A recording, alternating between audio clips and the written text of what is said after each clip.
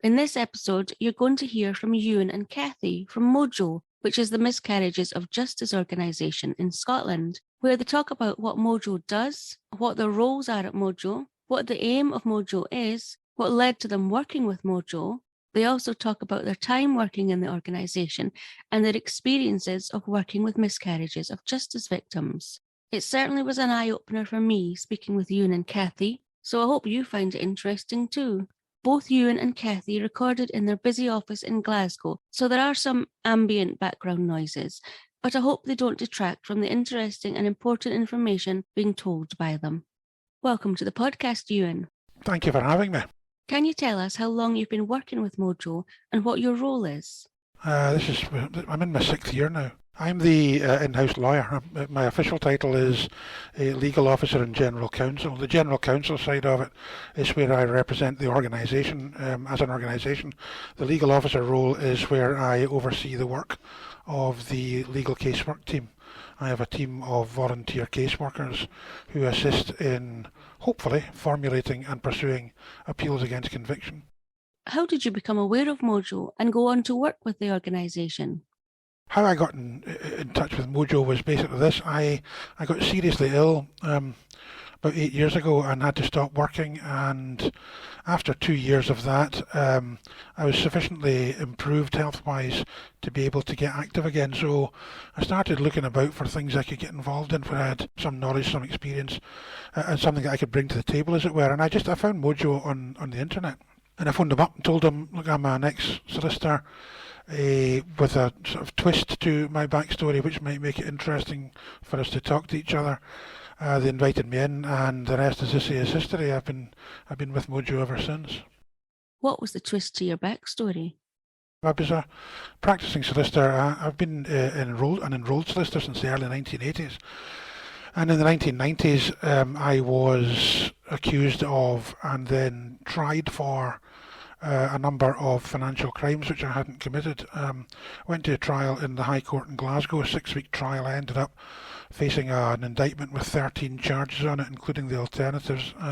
Ultimately, I was convicted of 3 of those, and I got sentenced to 3 years in prison.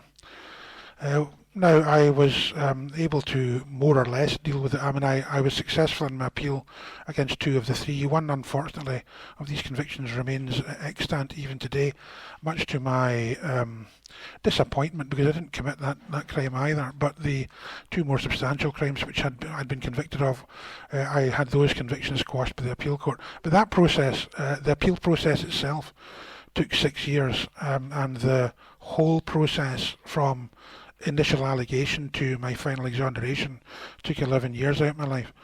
So the interesting thing about that is that as a lawyer, I'm almost certainly unique in Scotland in that I have experience of both ends of the criminal justice system, both as a practitioner of it and as a recipient of it. And that did give me, I thought, an insight which would probably be quite useful to Mojo, and I'm still here, so they clearly agree that that's the case. Did you spend any time in prison? Yeah, I didn't. I mean, I got sentenced to 3 years. I didn't do all of that because when I eventually got my appeal put together, I got interim liberation. But the problem with that, the other side of that particular coin, is that while I was waiting for my appeal to eventually call, and that took 6 years, I was back in court 4 or 5 times a year with every expectation of being recalled to prison. So, on balance, I would probably, if I had the opportunity to do it again, I would probably just done my sentence and got it out of the way. Can you talk a bit more about Mojo and how many people actually work there? We have only 3 full-time staff, myself, Scott Jenkins, who is our Aftercare and reintegration coordinator, and Cathy Malloy, who is our Chief Executive Officer. And the 3 of us are the only compensated, we're the only people who get paid for the work that we do, not that we're doing it for the money. But I also have, in addition to that, a team of, it fluctuates a little, but I've got about, in a given year, I'll normally have 30 volunteers, most of whom are law students. Now we're expanding into taking on criminology and forensic psychology students, just to give a different perspective on the work that we do, and we're finding that's very successful as well. So, in total there's 30 to 33 of us at any given time.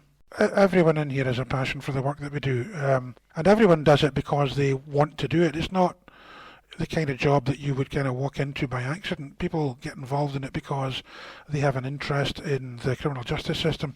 They then get to see where the bodies are buried, if you'll pardon the pun, in the criminal justice system. They get to see where the flaws in the system are, how it goes wrong, and what happens when it does go wrong. And everyone just gets a passion for it, and nobody ever leaves here voluntarily. We lose the students because they go on to do, to get into employment or into further training or whatever. But we've got a very high demand from the universities who supply us with the students. They've all got waiting lists, so we're able to staff up again instantaneously. Many of our existing students would be delighted if we could offer them a role. Unfortunately, as a charity, in the extremely competitive charity environment, funding is a problem. It's just not possible. We just don't have the resources to hire people, and that's why we rely entirely on the goodwill of people who are well motivated and want to assist in a job that they consider to be very worthwhile. There was recently an exhibition in Glasgow called The System's Grim, which was commissioned by Mojo, and the artist was Anne Flynn. Can you tell us how that came about? Yes, that was one of my law students, in fact, Anne Flynn, who, very interesting young lady. She did a law degree and then decided that art was her thing. So it's the first time we'd come across a kind of, a combination of law and art, and we're wondering why we never thought of it before, because it was remarkably successful. We reached people that we could never have hoped to reach otherwise. This exhibition spoke to people in a way that we couldn't do otherwise, because it's a really impactful visual thing, and the kind of work we do. The one thing it lacks is high impact visuals, frankly, but this was really, we're absolutely delighted with the response we've had to that. And then to complement the work of Anne Flynn, Mojo also illuminated 3 public buildings with some less well-known truths about the Scottish criminal justice system. Can you tell us more about that? We projected some interesting messages on the sides of some appropriate buildings in Glasgow. I took particular pleasure in photographing the projection onto the wall of the High Court, where I myself was convicted all those years ago. We ran 3 or 4 different messages. We certainly did the one about the compensation statistics, which people find shocking. Also the fact that in the 7 years to 2020, the High Court of Justiciary in Scotland, in relation to jury trials alone, therefore the most serious crime involving the heaviest sentences, they admitted to 143 miscarriages of justice just from that type of case in a 7-year period. This is a thing which surprises people, because people don't understand that this is not a problem which existed in days gone past and has been eradicated. It's far from it. It's worse now than it was in the days of the more high-profile miscarriages of justice, of which people are more generally aware. People just think it doesn't exist, it doesn't happen, and it absolutely does.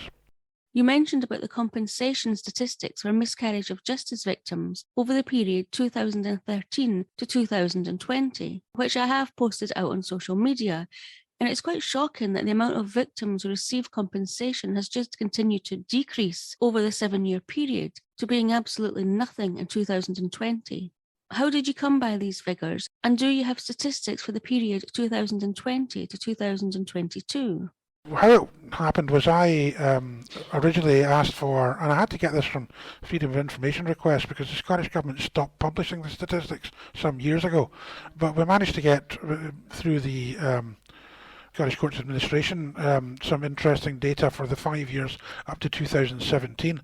I was in the process of updating that when the COVID crisis struck, and therefore we were slightly snookered by that. But once we got back into the office, I asked for the most recent available figures at that point, and that brought me up to 2020. I don't have anything more recent, but I will be revisiting that particular well quite soon to get my numbers up to date.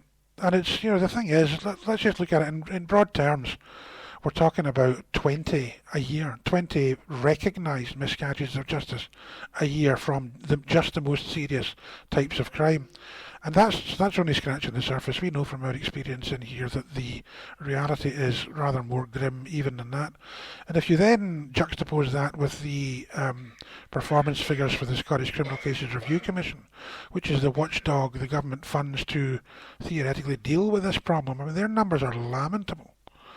In the 5 years to 2020, they only referred either 4 or 5 cases of that type, and only one was successful. So, the vast majority of successful appeals, and there are not many of them, 20 a year, let's call it, but 98.6% of those appeals are first appeals, which don't have to go through the commission.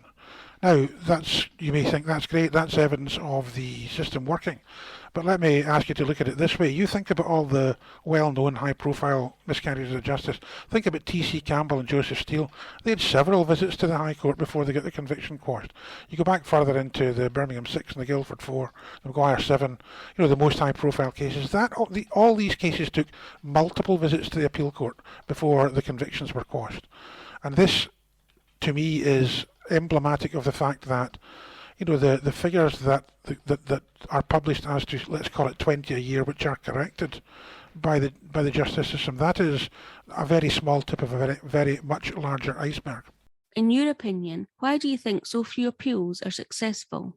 I mean, my own take on this, and I have to say this is my own take on this, and other takes are available, perhaps better takes, but my own take on it is that the imperative is to maintain public confidence in the justice system, and the appeal court, for my money, serves to sees its own self-understanding, if you like, of its own function, is to preserve convictions, not to quash them, in order to maintain public confidence. Because if the appeal court was quashing too many convictions, people would ask awkward questions about why is it that the trial courts of first instance, are getting it wrong so often. How many applications do you receive from potential miscarriage of justice victims a year looking for Mojo's help? It's interesting. The statistics over my time here, almost 6 years, pretty static, and they didn't actually diminish through the pandemic. So we take on average, call it 250 applications for assistance per year from people who claim to be the victims of miscarriage of justice and who are seeking our assistance in challenging their convictions. How do you determine at Mojo if a person is a potential victim of a miscarriage of justice in need of the organisation's support? We are an innocence project. We will only assist those whom we believe to have a credible and objectively arguable claim to factual innocence of the offence of which they've been committed. So if someone were to come to me and say, you know what, I did this, but I shouldn't have been convicted because the Crown cheated and they bent the rules, as a practising solicitor, I would have no qualms whatever about running an appeal in those circumstances, because someone in that situation is entitled to have their conviction quashed. If we don't play with the rules, then there's no point in playing at all. However, Mojo is an innocence project. We were set up by Paddy Hill in order to assist people who, he knew when he came out of jail that there were numerous people that he had met who had not committed the crimes they were convicted of, and he wanted to help them. And we're a legacy organisation for Paddy Hill, if you like. So our remit requires that the applicant for our assistance must have a demonstrable claim not to have committed the crime. So that narrows down the field quite a lot. Of the 250 applications that we get, a goodly number don't even claim to be factually innocent. We also, for a variety of reasons, practical reasons, we can only provide casework support in cases which were decided by the Scottish courts. Why is that? Well, because I'm a Scots qualified lawyer and my casework team are all Scottish trained law students. We have neither expertise nor experience in English criminal law, for example, and there are some quite significant differences. But most importantly, also, we have to limit the number of cases we take on so that the ones that we do take on, we can provide a proper all bells and whistles service to. We're not going to give anyone a half-baked service. We're not prepared to cut corners. If we're taking a case on, we have to give it everything we've got. And as a result of that, we are limited by our resources as to how many of those we can properly handle in a year. What it comes down to is that right now, in terms of ongoing cases that I'm working on, we're just north of 90 cases. So we've got 92, 93 applications that we're working on just now. And they're all from Scotland. Every one of those is from Scotland. Now, our Aftercare and reintegration service works throughout the UK. there isn't the same geographical limitation on that. But in terms of the casework function, we only deal with cases decided by Scottish courts. And because of the limits that we have to put on the numbers we can take on, just because of proper serviceability, what that means in practical terms is that we'll only take on a case, A, if we're satisfied in the claim to factual innocence, and B, if the applicant has been sentenced to 4 years or longer in prison. Anything under that, regrettably, we have to reject. Now, that's not because we think that they're less deserving of support or that they're any less the victim of a miscarriage of justice. We simply don't have the resource to bring the bar down below the 4-year mark. And what processes and criteria does Mojo implement to determine a miscarriage of justice victim, and if that victim has a chance of an appeal being successful? Well, in the first instance, we're looking into the claim to factual innocence, and that may in many cases be the longest part of the whole process. Now, obviously, we're not asking anyone to prove to us that they are innocent, because it's effectively impossible to do that. So what it will come down to at the end of the day is, I hate the expression, but it's a best guess, but it's a very well-informed best guess. We will drill into all the circumstances of the case insofar as we possibly can in order to satisfy ourselves on the factual innocence question. Once we have satisfied ourselves that an applicant meets that criterion, then we go about trying to find potential grounds of appeal, which we can then fashion into an application to the Scottish Criminal Cases Review Commission. And we will start with basically the case papers. So we'll get the case papers from the trial solicitors, and we will basically deconstruct the Crown's case against the applicant. We will also deconstruct the defence case, take it right back, strip it right back to its individual nuts and bolts, and see where there may have been something that has gone wrong in the process, as a result of which a conviction was the result at the end of the trial. And in completely deconstructing it, the theory is that it becomes easier for us to find potential pinch points, areas where we might be able to frame an appeal point, some objection that we might raise to the legitimacy of the conviction. But the assessment of factual innocence is an ongoing process. I mean, I'll give you one example. We were working very hard on one case. Cathy, in fact, was working very hard on one case for 7 years. On the basis that the client met the factual innocence requirement, and on an unguarded moment they made a remark which made it doubtful that they were in fact factually innocent. So after 7 years we just shut the file, because if we're not satisfied at any stage, then we consider ourselves as being unable to assist, and we simply will stop at that point. And the greatest number of cases that fall off, as it were, between an application being made and us being ready to actually formulate an appeal, this is a stage at which most cases don't make the cut, that the claim to factual innocence is manifestly not legitimate, or is simply not strong enough that we can be comfortable with it. And that makes sense also, because if you think about it, we're a charity, we don't charge anyone anything. People, when they come to us, know that it costs them nothing and they've nothing to lose, and therefore we field quite a lot of inquiries which, on either close inspection or sometimes less than close inspection, it becomes apparent that they're not going to meet the factual innocence test, and we just simply can't assist them. What it comes down to, of those 90 that we're working on just now, right now I am working on actual appeals for 10. It's a kind of multi-layered process. We first of all assess factual innocence, we then try and identify appeal points, and it is not in any sense a given that even if we're satisfied that someone meets the factual innocence test, that there is an appeal point to be found. Quite often, by the time the case gets to us, it's already been to the appeal court. It may have already been to the Scottish Criminal Cases Review Commission, sometimes not uncommonly more than once. And by the time the carcass gets to us, it's been picked pretty clean. So we're not guaranteed that we will ever be able to find an appeal point, but we will certainly give it our best shot. We won't, it won't be for the want of trying, if I can put it that way. Mojo also provides an aftercare and reintegration service to their clients upon either of them having served their sentence or have had their appeal quashed. Can you tell us more about that? The aftercare support, or aftercare and reintegration service, which is probably the most important thing we do, it provides support to the wrongfully convicted individual as a primary client, but also to their family as secondary clients. And that's another long process. I mean, trying to rebuild the lives of people who have done long periods of time in jail for a crime they didn't commit. It's not an easy job. The challenges are many and significant, and it is, in many cases, quite literally a lifelong commitment. In the cases of people who are, for whatever reason, are more susceptible to reintegration, they may drop out of the system from time to time. They're comfortable where they are. They've got themselves back together. They're in among their family, in society as a valuable contributing member. So they don't need our support on an ongoing basis, but we're always there. And we quite often find that at certain times in their life, people come back to us. They come back and they drop back in. We have a service which you can step into and step out of at any time. My colleague Scott Jenkins, he's also a law graduate, and he started off doing legal casework, and he assists me with that as well. But he runs the Aftercare reintegration service, and he has four assistants, again on a voluntary basis, who assist him with that. It's a challenging job, and it requires many things, but stamina is one of them. You know what, the thing is, we understand perfectly well, I understand perfectly well, for example, in the casework support, that the prospects of our successfully challenging someone's conviction are remote in the extreme.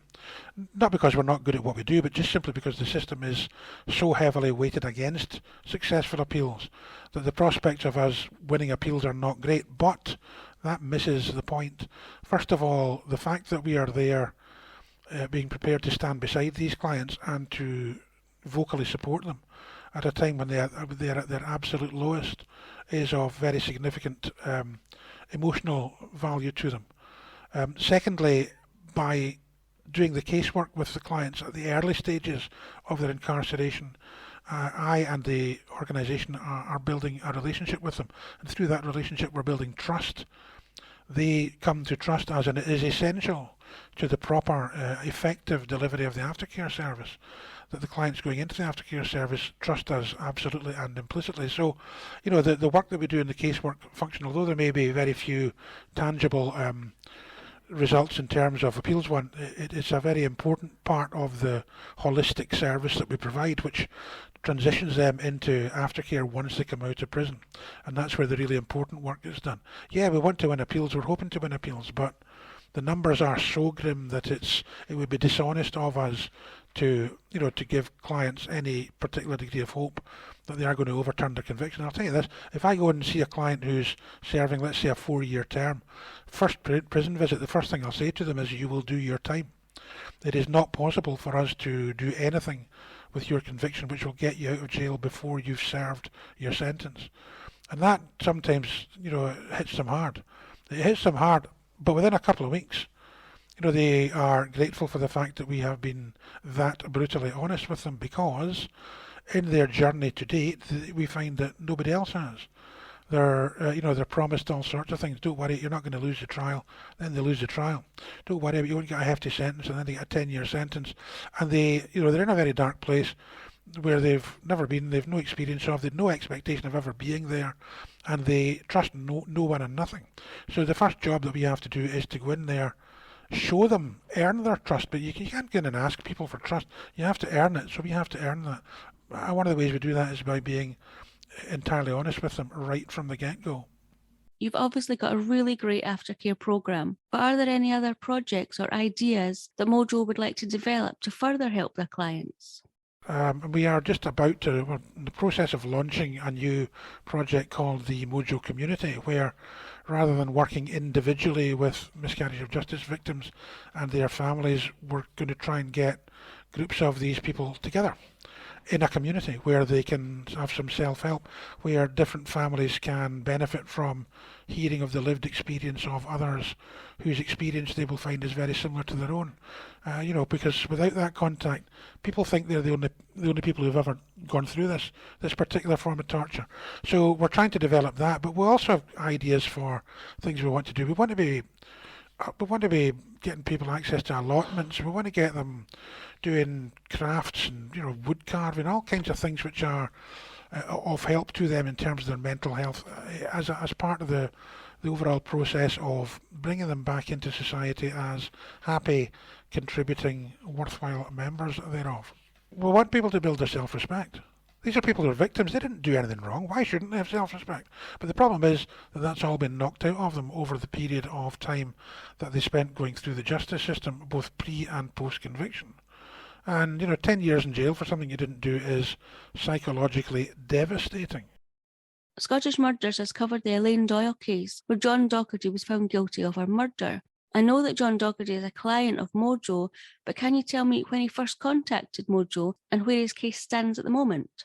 I was actually contacted by John not long after nearly a year after I started here, and I've been working on this case for 4 years.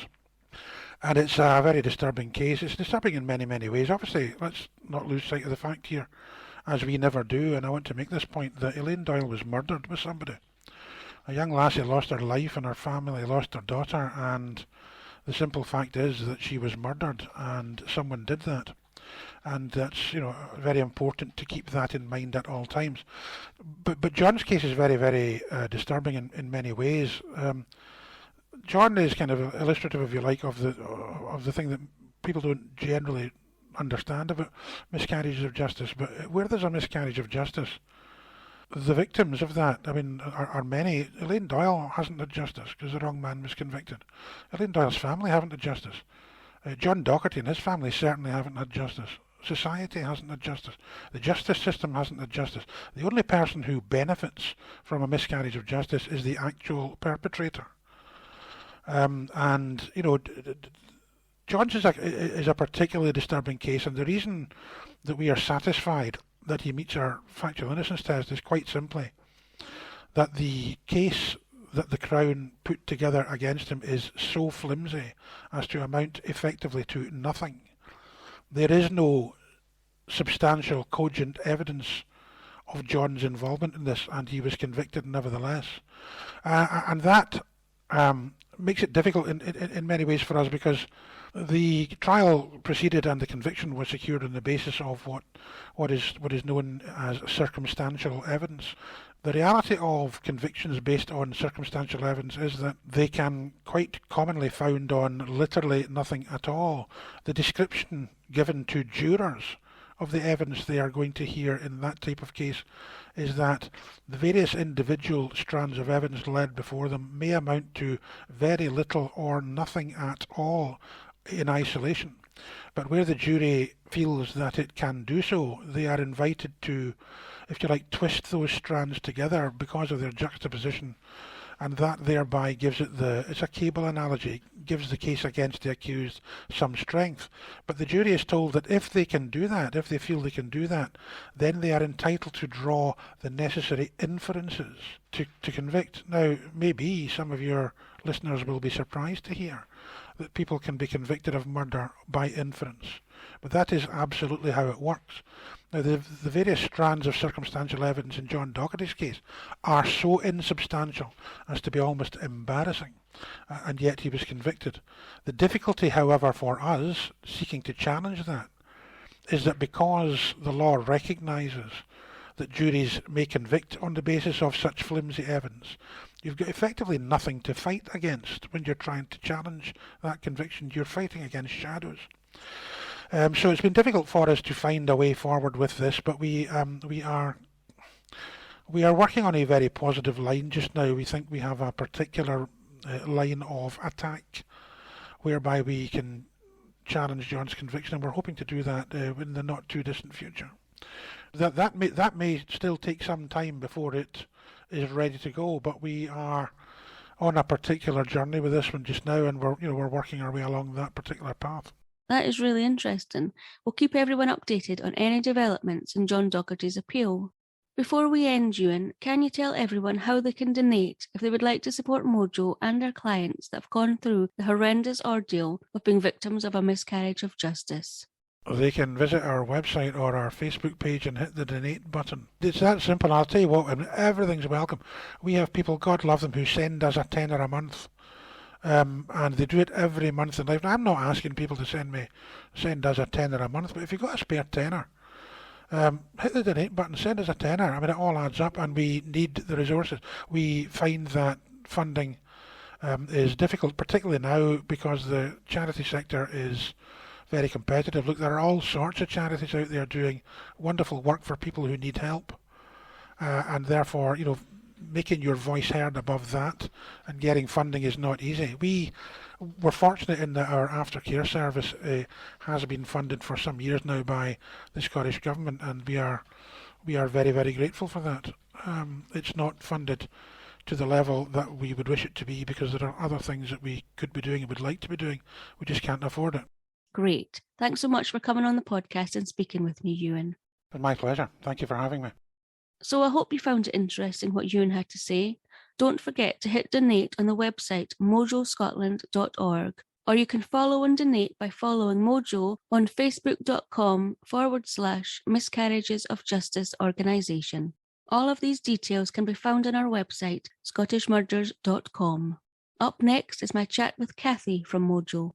Cathy has been working for Mojo for 19 years, starting out as a volunteer, which she stayed as for 9 years, before then being given the chance to continue with Mojo as a full-time member of staff.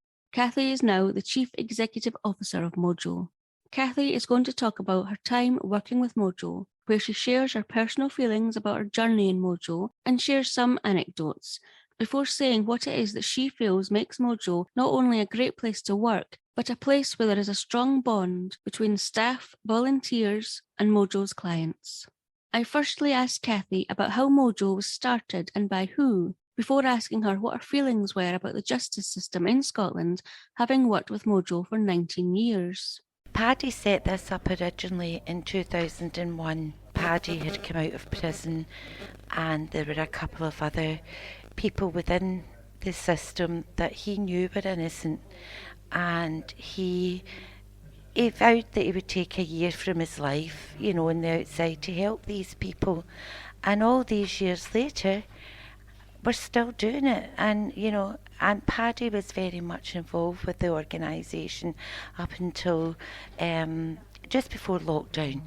But with age and health issues, he's less involved. The fact that he set up this organisation, is testimony to the man himself, and the strength, because it's not an easy job. And I've never been in the situation that any miscarriage has been in. I've never been in trouble with the police. I've never known anybody to be in prison. I've come into here Jane normal with absolutely no, I was terrified, Dawn, when I first came in here, because I had this sort of perception of the, these people that come out of jail were violent thugs, and I believed we had the greatest justice system in the world, which I still do believe. It makes mistakes. It does make mistakes. Right now, I don't know that the changes that are happening, I don't know that I believe it, but I did. And, compared to other countries, yes, certainly, it's up there. But it is a system that has flaws, and it has to take accountability for those, and it doesn't. And that's where you lose the respect, or some of the respect for it. I haven't lost all my respect for it, but some of the respect for it, because if I do something wrong or you do something wrong within your job, we're held to account.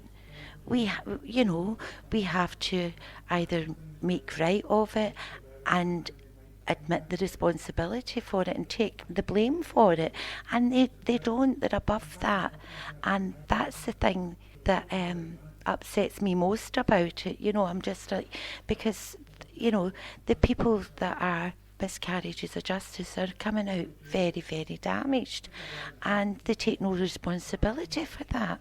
That's my biggest bugbear with our justice system. But yes, I do feel that it is, it can be a fair system. We have a jury. There are countries that don't have that. There are countries that, you have the diplomat courts. The judges are making these decisions. You have countries where, you have one person who's judge and jury. So yeah, in the sort of scheme of things, we have a good justice system, we do, but it's just very flawed. It's very fluid. It's not perfect, and it shouldn't perceive to be perfect when it's not. I think people would have more respect for it if it admitted to it. But that's my own personal feelings, and as I say, we're working in this job for all these years. Not everybody agrees with me, and not everybody, and some people just look at me and think, "You still feel that?" Yes, I do. Yes, I do. I asked Cathy then what the overarching emotion has been for her while working at Mojo.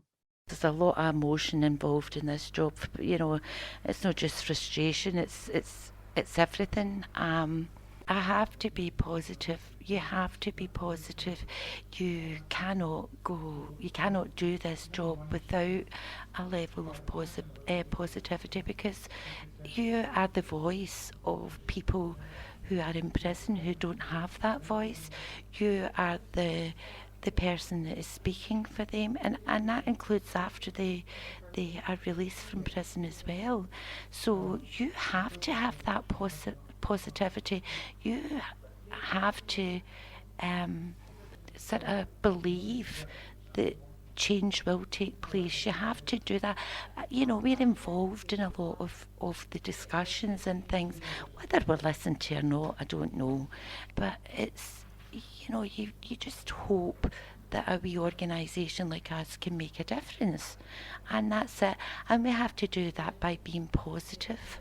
Now, as you can imagine, when victims of miscarriages of justice have either completed their sentence or have had their sentence quashed and are released from prison, they will have been severely affected by what they have gone through. I asked Cathy to explain just how Mojo's clients were affected by their horrendous experience and how they cope with being back in the outside world. You're not getting the same person out of prison that went in. We always say, don't allow it to define you. We can find that person again. You'll be a different version of yourself because of what's happened to you. But you can work to be as near to what you were before you went in. And we'll give you coping mechanisms to work with when you're feeling stressed and when you're feeling angry and all the emotions. I mean, the emotions that have been turned off for so many years whilst they're in prison, because they cannot show emotion in prison, because that is seen as a weakness. That will be used against them. So you have to go in there and have to become this robot, if you like, that is completely devoid of emotion. And then you come back into society and to start to feel emotions again. They don't know how to deal with that. It's overwhelming. And that is the thing that people don't understand, is that, if you have been a robot for 10, 15, 20 years, even if it's just a year, you have to come back out, and you have to then, you're getting feelings and you don't know how to cope with them. They are overwhelming. It's not just a mental damage that they're doing, that they're mentally impacting on them, they're emotionally impacting on them as well, and physically. So, you have an emotional, mental and physical impact that's going on there, and we're not here to repair them. That's a job they have to do themselves. We're here to equip them to do that, and we will be with them in every step of that journey. And that is why it's a bespoke service that we offer. We don't hand out a card and say, there you go, there's the numbers you need, and there's the addresses, you go and do this yourself. We accompany our clients to doctor's appointments, to job centres, to go to the bank, because now you need a passport or a bank. In fact, you need a passport to get a bank account. So we accompany all of our clients when they are released from prison to do this, because the clients coming out are not equipped to do this themselves. We have an automated service that is telling us to press number 1 to press number 2 and to press number 3, and you don't get the same person twice, so you're having to go over the whole thing again, which our clients just don't have the capacity to do. They just don't have that. They find it frustrating. They get angry with it. They don't have the patience to hold on, and they don't have the patience to be telling their story 50 times to get what they need. So we have to be that sort of person that does that for them. We have clients that had served 25 years, and you take them into a supermarket and they're overwhelmed by the choice. One guy who had been in prison for a while in the early days, and I took him into a supermarket, and he was overwhelmed by the choice of shampoos. When he went in, there was Vosine. That was it.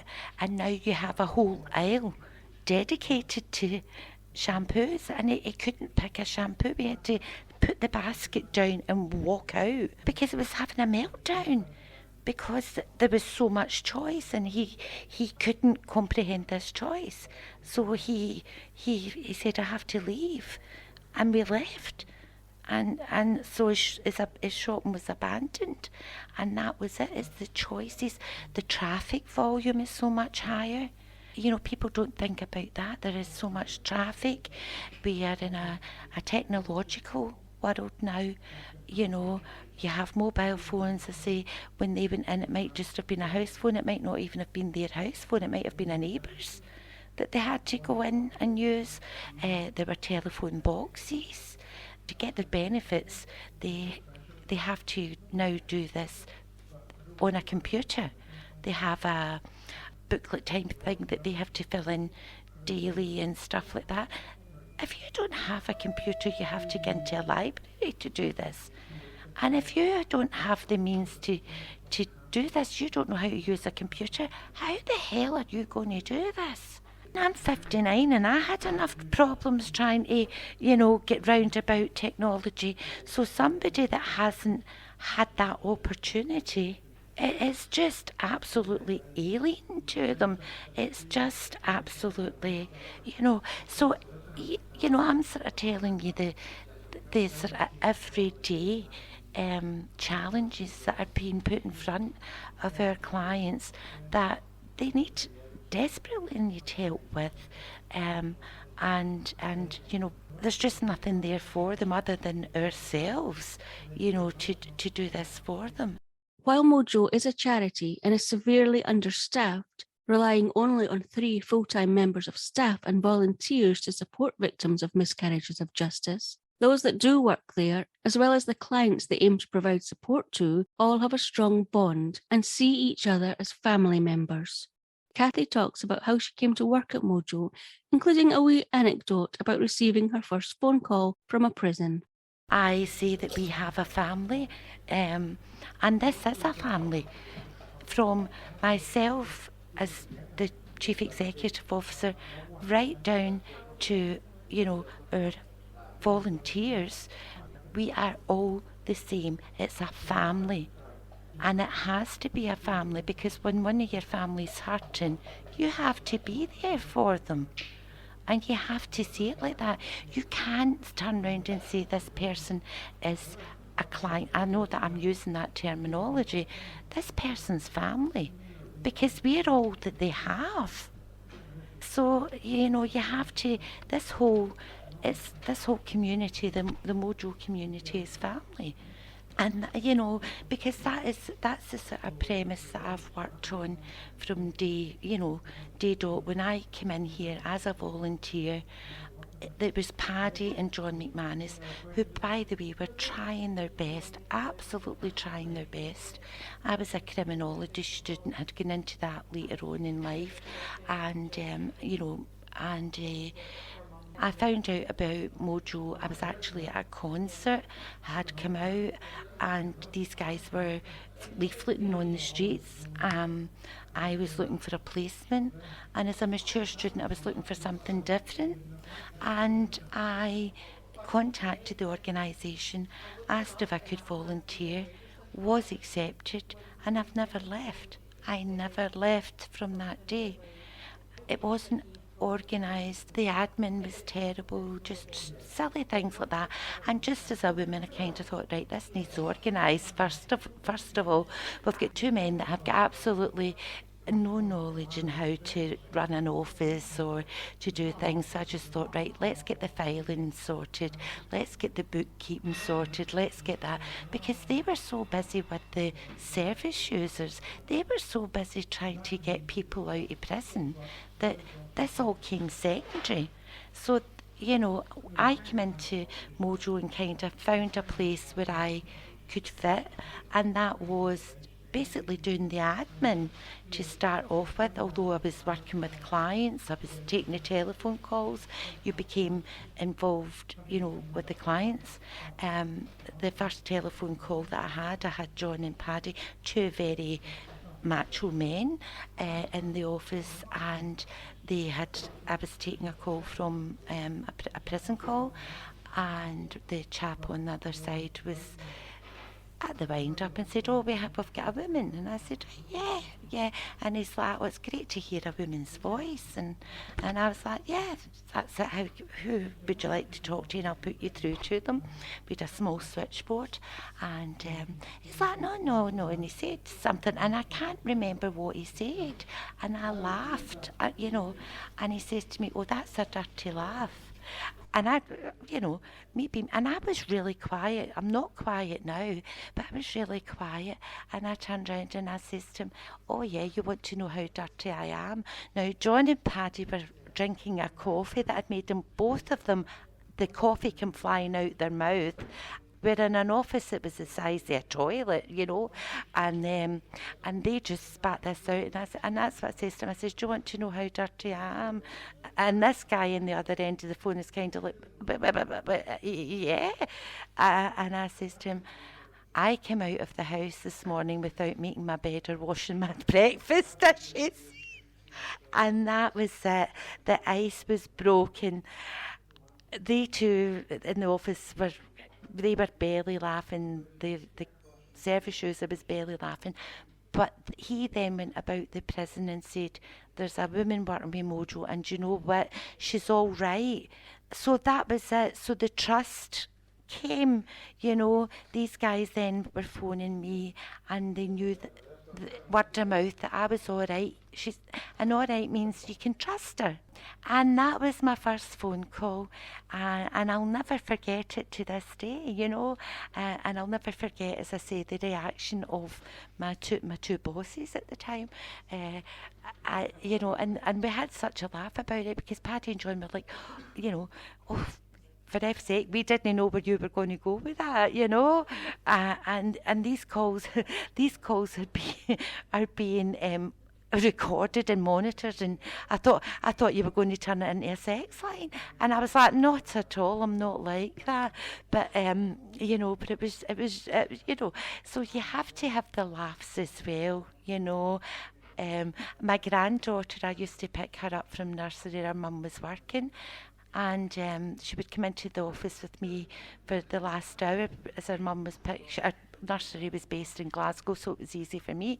And she used to answer the phone. We would get the prison calls about 4:00, and she would answer the phone for me, sitting on my knee, saying, Miscarriage Justice Organisation, this is Amelia, hold on and I'll get my granny for you. And it was just that these guys were hearing their child's voice then, They don't have access to that. Now, some of them were maybe in for abuse of children, but we knew without a shadow of a doubt that they were completely innocent, because we have a very thorough process. And if we believe that, then I have no problems allowing my granddaughter, who, by the way, is the most precious thing to me, to speak to somebody that I believe is truly innocent. So, to have that wee bit of respite in their lives, that they're getting a child speaking to them, and that again, a level of trust from me, that I believe in them, and it's just, it's just things like that, and And it's not been thought about or contrived. It's just been the most natural thing for me to do. Amelia was in the office. What do you do, Granny? That's it. And she'd turn to me and she'd say, "Oh, it's X, Y, or Z for you." And if it's somebody that you particularly like, she said, "I'm going to talk to you before you talk to my granny, and because I drew a picture in nursery for you today, and I'm going to send it in." She's 14 now. She's grown up with this. She knows what it's about.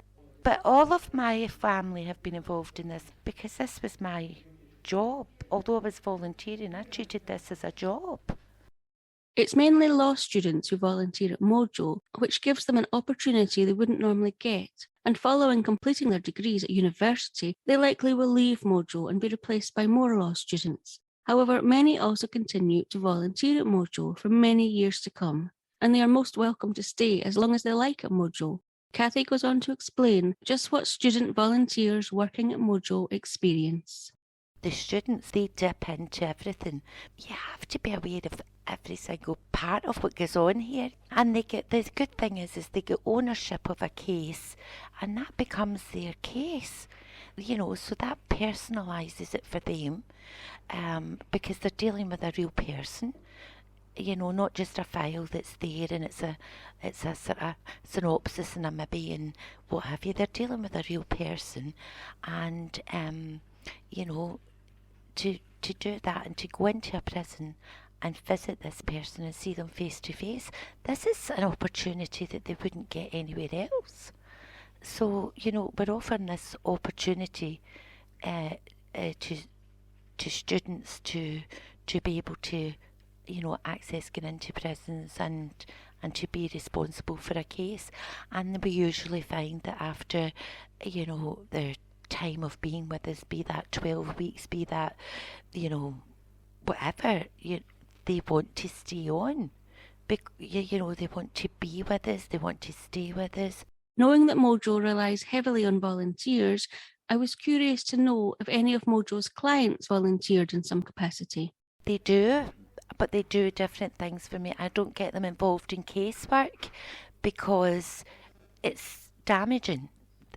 For them, what they do is they support each other, but they will not be involved. I will not give them a new case to look at because it can take them back to where they were, and it could be a trigger for, an episode of, they all suffer from PTSD, so I don't want to trigger that by showing them. So where we encourage our clients is the buddy system, where they, we're trying to get them to engage with another client that's maybe somebody that's been out for a wee while, working with somebody that's just new out. And as I say, it's to take them. We do that along with a volunteer member of staff or a staff member, where they will take them along to the job centres or whatever, or take them a walk for a coffee or whatever, to get them used to the noise level, get them used to the traffic, just simple things like that. And that's a good thing because it's a connection. It's somebody that's been in the same position as them, a person who can understand that and can understand their emotions, and they don't feel so alone. Also, the Mojo community programme has just been launched too, so this would be an ideal place for Mojo clients to volunteer, where they could provide first-hand account and wisdom to victims of miscarriages of justice who have recently been released. Now, if you follow Scottish Murders on social media, you will have seen that there's been a post each day in July with statistics or information around Mojo and victims of miscarriages of justice. And one such post said that when miscarriage of justice victims are released from prison, their lives are rubble. They have no money, no job, no place to stay. So what do? Just now I've actually got a client who's staying with me, the majority of them, when they come out of prison, because of the way that it's done. They have got nowhere to go, and they have, a train ticket and like £40-something in cash to get them back to where the incident was supposed to allegedly happened. And so they've got nothing. You know, they maybe can't go back to where they've been, they don't want to go back to it, but there's various reasons for that. So the majority of people in Scotland who have had their convictions squashed have slept in my sofa. Or John McManus's before, you know, I became a member of staff. And that I did it as a volunteer as well, but they slept in my sofa. So that's what I'm saying. My children had to be involved. Now, I would not welcome anybody into my home that I thought would harm my children or myself. As I say, they're my most precious thing in my, you know, it's my family, and I would never put them in harm's way. So, you know, that's the level of involvement that they have, and you know, our funders, and I am so grateful to them, the Scottish Government, for what they do, but they gave us originally, in 2 years, that's it, they no longer should need the service, so that's it, you get, that person can move on. But we've had the discussion with them now, and they understand that that doesn't happen, because these people, you know, and we have women as well, are so deeply damaged that they need this service for life. As long as this organisation's here, they'll get it until the day they die, you know. But the thing about it is that where we have it, I have success stories. I have people that are in the community and are functioning and have businesses and are working and have family lives. But those people still need to dip into this service. It can be every 2 years. It can be every 4 years. And that's it. But as I say, we have people that are out there and they are totally functioning and they are absolute success stories and should be so proud of themselves. But they still need to know that the service is here, that if something is happening in their life that they can't cope with, that they can come and at least discuss it with us. Cathy's vision is to have everyone be aware of Mojo, for everyone to know what they do and that they are there if ever anyone finds themselves in a situation where they were being accused of something they didn't do. She would like everyone to have the tools to protect themselves if need be. Listen, this is a much needed service that is underrated and unknown of. People should be shouting from the rooftops about this. You know, people should be aware, because you never know, it could be you. You know, I don't want people coming here and saying, oh, I've never been in this position before and I've only heard of you and can you help me? I want them to know that this service is available and to try and prevent and give you the tools as well so that it doesn't happen to you. You know, be aware. Cathy is clearly really passionate about working for Mojo and making sure that victims of miscarriages of justice in Scotland receive the support they so desperately need. But working for Mojo is stressful, and there are downsides to working in such stressful environments.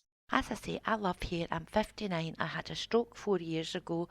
My mobility is absolutely awful, and you know, it's stress related. The job is stressful, everything's stressful, but I come back in here because this is my job. This is it's like a vacation, if you like. You know, I love my job, and I wish I didn't have to do it. You know, I wish there were no miscarriages of justice, but the thing about it is there are, and I love my job. Absolutely, not many people have that they can get up in the morning and say, you know, I love my job. There's never been a day in that 19 years where I've thought, oh, I don't want to go to work.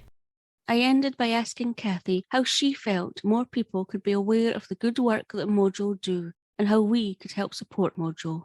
I'm not going to be here forever. My health's affected. You know, I'm getting older, and you know, it's about trying to train up people like Scott and to take over and that.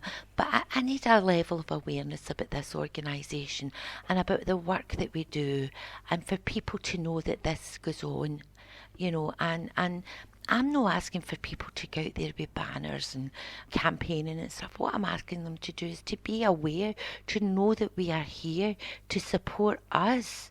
Now, they can support us in many ways. They don't have to give us money. You don't have to. It's just about being, you know, look on our Facebook, like things that we're doing, you know, come to events that we're holding, just support us. What we need here is instead of having 100 small voices, we need the one big voice. We all need to unite for this. My passion for this will never dissipate. As long as there's a miscarriage of justice out there, we need this service. It's important that this service is here, and it needs to be recognised that they are victims, or survivors, whichever way, but they initially start off as a victim. Thanks so much for speaking with me, Cathy. Thank you so much, Dawn. I hope you have found listening to what Ewan and Cathy had to say about Mojo and miscarriages of justice victims as interesting as I did. Again, if you'd like to donate to Mojo, you can do so by going to their website, mojoscotland.org, or follow, like, and share their posts on facebook.com/miscarriages of justice organisation. And you can donate on their Facebook page too. Thanks so much for listening.